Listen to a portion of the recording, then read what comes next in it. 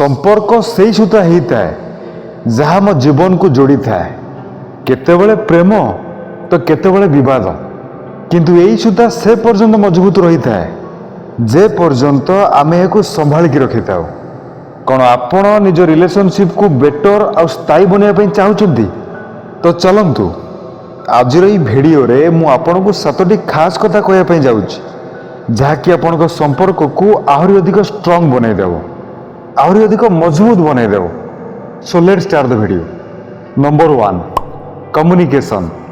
Relationship रे communication power को आपण केबे कम बोली भावंतु नहीं। जेबे आपण निज मनर भावना को पूरा खोलिकी शेयर करंती आ सामना वालार कथा को ध्यान सहित शुणती तो आपण केवल निज समस्या को समाधान करंतेनी बरं गोटे भल बॉन्डिंग रो अनुभव करंती। मन रखंतु भल कहवा अपेक्षा भल भाव में शुणा अधिक महत्वपूर्ण होता है।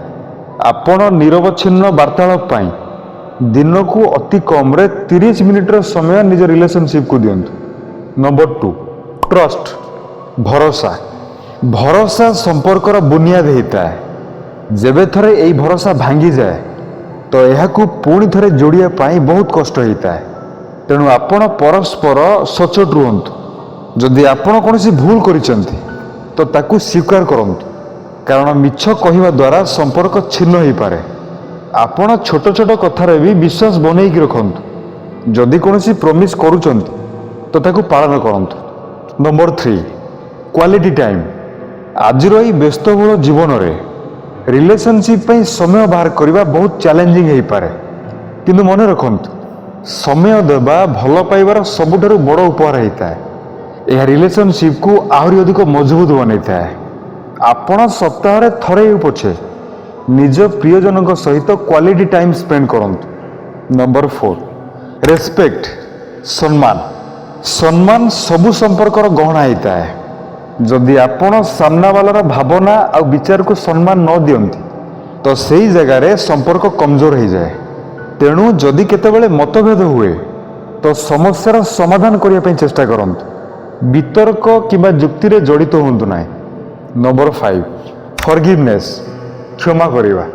कथारे अछि मनुष मात्र के भूल भूल समस्ते करंती किंतु सही भूल को क्षमा करिवा संपर्क को बंचेबार तरीका होता है। उभय क्षमा मागिबा एवं क्षमा करिवा एई दुईटी जिनस रे बहुत शक्ति थाए। पुराना कथा को धरिकी बसंतु नहीं क्षमा करंतु आ आगो बढ़ंतु। प्रति मासरे कम से कम गोटे थर ही पछे निज प्रियजन सहित बसिकी पुराना कथार समाधान करंतु। Number 6 manage expectations. आशा रखिबा। आशा रखिबा संपर्क उपरे गोटे बोझ हो पारे। जेते अधिक आशा सेते अधिक दुख। तेणु आपण संपर्क रे निशर्त भाव में भल पाइबा शिखंतु। प्रत्येक व्यक्ति को तार भल आ त्रुटि सहित आपणांतु। आपण निजर आशा को परिप्रकाश करंतु किंतु जदि ता पूरण न हुए तो ता पई केबे मन दुख करंतु नहीं। नंबर 7 सरप्राइज आ छोट छोट खुशी।